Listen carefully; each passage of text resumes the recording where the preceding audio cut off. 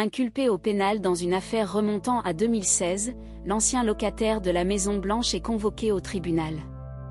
À quelles conséquences juridiques peut-on s'attendre ?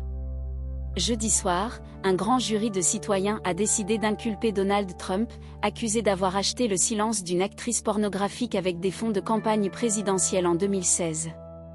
À quelle peine pourrait-il être condamné s'il est reconnu coupable ? Après l'inculpation pénale de l'ancien président américain, une première dans l'histoire des États-Unis, les questions sont nombreuses.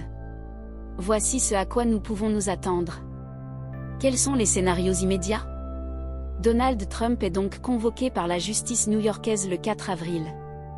Le scénario le plus probable est que l'ancien président se rende à l'audience. Cependant, s'il refusait de répondre à la convocation, il pourrait être arrêté. Alors qu'il est de coutume que les personnes arrêtées pour un délit soient menottées, il n'est pas clair si une exception sera faite pour un ancien président, rapporte le New York Times.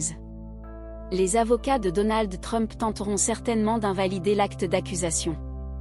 S'ils n'y parviennent pas, l'homme d'affaires peut encore espérer que les poursuites seront abandonnées, mais cela semble peu probable compte tenu de l'impact de l'affaire.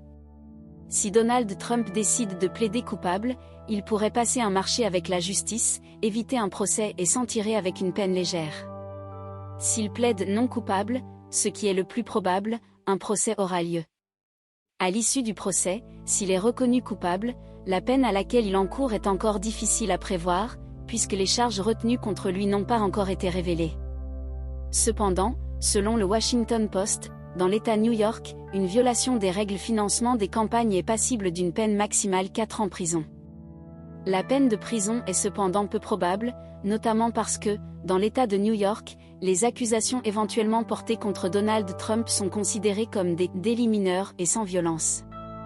Dans ces circonstances, il est rare qu'un accusé aille en prison. En tout cas, il est quasiment certain que Donald Trump ne sera pas incarcéré lors de son procès. Il pourra sans difficulté verser toute caution que la justice déciderait de fixer. La loi américaine n'interdit pas aux personnes faisant l'objet d'accusations ou de condamnations pénales de se présenter aux élections. Donald Trump sera donc libre de maintenir sa candidature en parallèle d'un probable procès. La seule inéligibilité prévue par la Constitution américaine implique que la personne a participé à une insurrection ou une rébellion contre les États-Unis.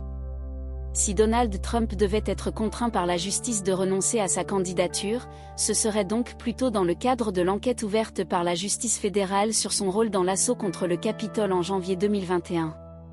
Mais à l'heure actuelle, aucune charge n'a été retenue. Intenté contre l'ancien président dans cette affaire.